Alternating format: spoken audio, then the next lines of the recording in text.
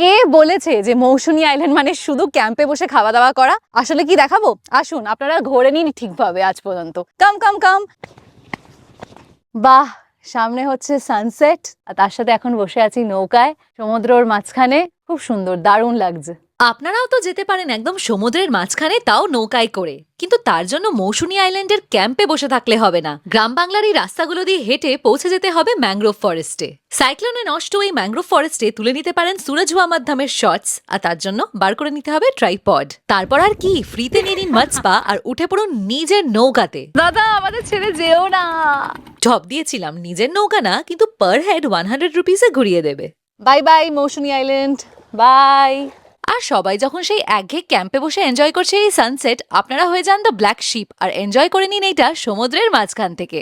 এবার তো তাহলে বুঝেই গেছেন যেরকম হাটকে এক্সপিরিয়েন্সের জন্য কোন ট্রাভেল ক্রিয়েটরকে ফলো করতে হবে। এবার প্রশ্ন থাকবেন কোথায়, ওটা ফুল ব্লগে দিয়ে দিয়েছি। আর যারা কুড়ে, যারা শুধু শর্ট ফর্ম দেখে, তাদের জন্য আসছে পরের পার্টে। বাই।